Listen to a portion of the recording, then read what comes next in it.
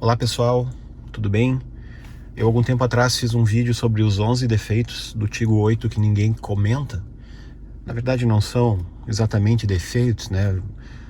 Digamos assim, são mal feitos, né? Alguns são defeitos, outros são mal feitos, questão de gosto pessoal, mas enfim, coisas que me incomodavam.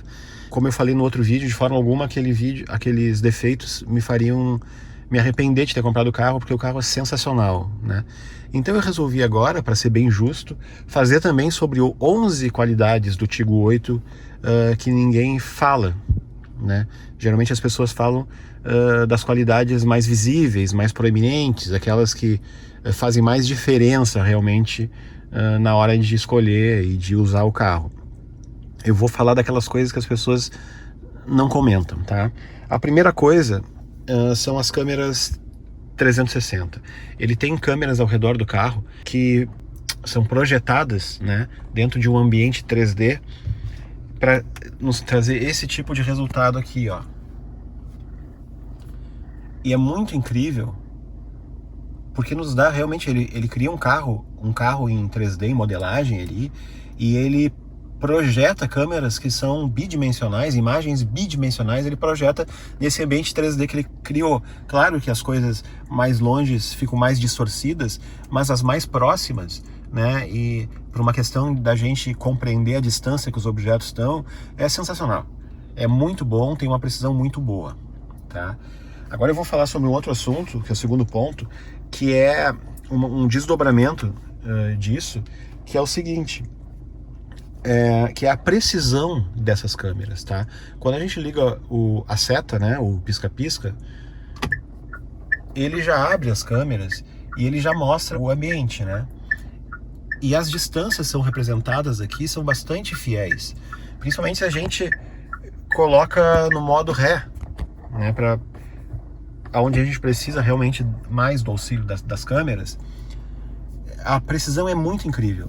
A gente gira a direção, ó, né, e ele faz aquele trajeto, isso outros carros fazem, claro, mas o trajeto que ele está nos indicando que o carro vai percorrer é bastante fidedigno, e quando tem objetos próximos também nos ajuda muito a não colidir, a saber qual é a distância mínima que a gente pode ir. Eu estou ainda em testes, né, sobre isso, sobre o quão fiel é, mas os testes que eu tenho feito realmente têm mostrado que a precisão é muito grande, tá? Agora a gente vai para outro ponto, que é o alerta de velocidade. Ele tem... É uma coisa simples, eu imagino que outros carros também tenham, mas eu fiz uma viagem longa há pouco tempo e foi de extrema valia. Ele está ajustado meio aqui em 120 km por hora, tá? E eu venho um pouco abaixo sempre, né? A estrada que eu andei, o máximo de velocidade que nós temos de limite é 110. Então eu variava ali entre 110, 115 para ficar dentro do limite dos 10%, né?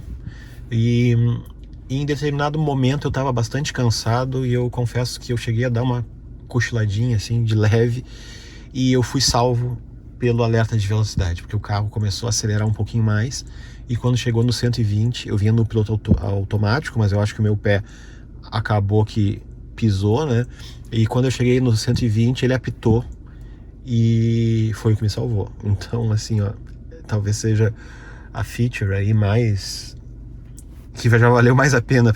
E isso eu emendo, então, na próxima qualidade, que é o aviso de descanso.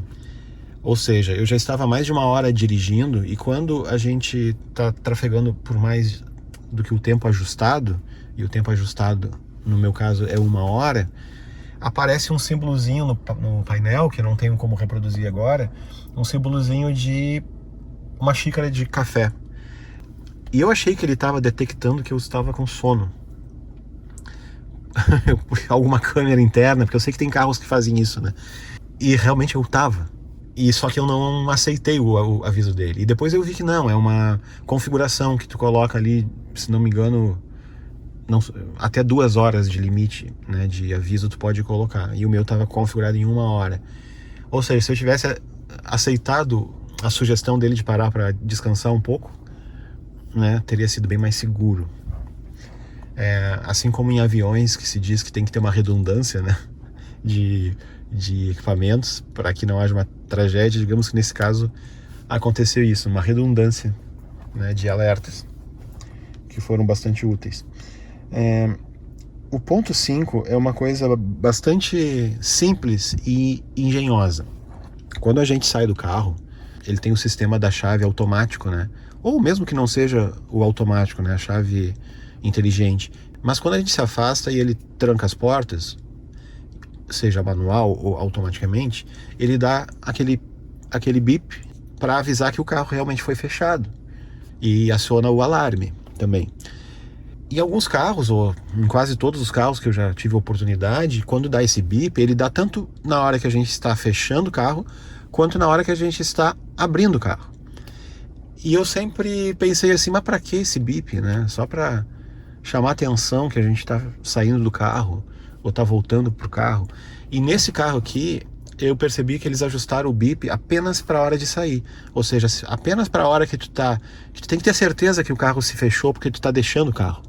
Tá deixando o carro na rua, tá, né? E tu precisa saber que ele realmente foi fechado. Quando a gente volta, seja acionando automaticamente ou manualmente a abertura das portas, ele já não faz o bip. Claro, a gente está chegando, não é preciso nos alertar. Então é uma coisa simples, né? É uma gentileza, digamos, de design aí, conosco e com as pessoas que estão na volta, que não precisam ficar ouvindo aquele bip quando ele não se faz necessário, né? O 6º ponto são as estações de rádio no painel. É uma besteirinha, mas comparado aos outros carros que eu já tive, eu achei bem legal. Quando a gente memoriza as estações de rádio, elas ficam aparecendo todas aqui na tela, né? E eu achei legal isso, porque fica fácil de passar, né, para outras, e a gente tem uma noção assim da quantidade de rádios que foi memorizada. É uma coisa simples, mas nos meus outros carros não tinham. Geralmente são aqueles números, né? E geralmente tem uma quantidade limitada. Ficam ali 6 números, e aí se quer mais 6 tem que ir pro FM2. E aqui eu nem escuto muito rádio, né? Mas eu gostei. Eu senti falta da gente poder editar o nome da estação, ou até mesmo ela ser identificada automaticamente. Se tem como fazer isso, eu não descobri, porque eu fiquei segurando em cima para editar e não funcionou, então eu não sei como é que faz. Um outro ponto é o isolamento acústico, principalmente na estrada. Esse carro é bem superior o isolamento acústico dele com os outros que eu já tive. Dá um conforto bem maior para se conversar, para ouvir música. Claro que não é perfeito, né? Não é isolamento total, não há de se esperar que assim seja para um carro que não foi construído para isolar acusticamente, especificamente, né? Enfim, mas ele faz isso de uma maneira bem eficiente, assim. O 8º ponto é a questão de ligar o carro à distância. Eu não sei se vocês já viram, mas esse carro pode ser ligado à distância. A gente pega a chave, né? Ela tá aqui. Se o carro estiver fechado e a gente pressionar por alguns segundos o botão de fechamento, ele vai acionar o carro, o que faz com que, se o ar-condicionado estiver ligado, se ligue o ar-condicionado. Então, num dia muito quente, que a gente está prestes a entrar no carro, está prestes a sair de casa, ou mesmo num estacionamento na rua, ou algo assim, e a gente não quer entrar no carro ainda com o carro quente, dá uma ligadinha antes, ele refrigera. Tem um esquema que é o seguinte, eu não vou me recordar agora dos tempos, mas ele faz isso e mantém o carro ligado. Eu não me lembro se são 5 ou são 10 minutos. Mas depois que acaba esse tempo, dá para postergar ele por mais 5 ou 10, eu não recordo agora. Eu sei que no total são 15, tá? Então, apertando novamente, se não me engano, o botão, ele posterga por mais tempo. Então, achei isso bem interessante também. O 9º ponto é o assistente de freio de mão. Esse botãozinho aqui com a letra A é um assistente de freio de mão. Ele, quando a gente engata o carro, ele se arma, porque ele está acionado no meu caso, e eu tenho usado assim, tenho gostado muito. Por exemplo, ele não se armou agora porque eu estou sem cinto de segurança. É isso que eu vou falar no próximo item também, tá? Mas é o seguinte, aí ele se arma, e para que ele serve? Ele serve para quando a gente está, por exemplo, numa subida, numa descida, a gente não precisar estar com o pé no freio, né? Ele facilita muito a arrancada nesses momentos, né? Principalmente de subida. Estamos parados numa sinaleira, né? Num aclive, e às vezes fica complicado, se é um aclive muito íngreme, fica complicado da gente arrancar, né? Às vezes a gente faz uma barbeiragem e esse auxiliar aí é show de bola. A gente consegue sair com muito mais suavidade e sem riscos. A mesma coisa também quando a gente para num sinal, mesmo sendo plano, né?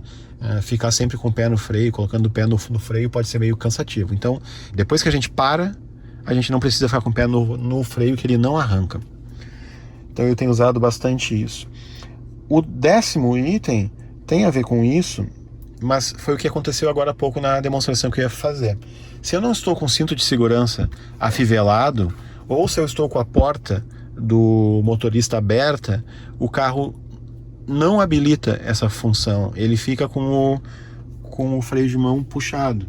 Eu não tentei ainda, confesso que eu não tentei ainda tirar o freio de mão e ver se o carro sai. Mas é uma questão de segurança, para prevenir que a gente ande com a porta aberta ou ande sem cinto.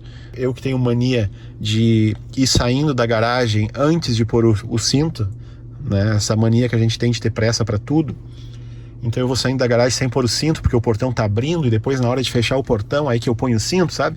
Isso não tem mais acontecido. Então, quando eu começo a movimentar o carro, eu já estou com cinto, porque ele não permite, ele me avisa que eu estou sem cinto. Acho que isso vem pro bem, né? Vem pra gente fazer as coisas com mais calma e pensar bem no que tá fazendo. E a última questão, que é uma coisa muito, muito simples, mas que eu achei bacana também, é o nicho de apoio do USB traseiro. O que significa? Aqui atrás, ó, a gente tem essa porta USB. E aqui embaixo tem um nichozinho, ó, que serve para colocar o celular. Então, ou seja, é uma besteirinha de nada, mas assim, o designer que pensou nisso foi bastante gentil em pensar que as pessoas iam querer carregar o seu celular e já deixar eles numa gavetinha ali, né? Eu uso enquanto não está sendo usado para carregar. Tá aqui o cabo, né? É uma besteirinha, mas que são essas coisas que acabam que fazem a diferença. Então é isso, gente. Muito obrigado. Sou fã deste carro e é por isso que eu estou fazendo esses vídeos. Espero que essas informações que eu estou passando sirvam para vocês optarem se o Tiggo 8 é o carro para vocês ou não. Abração.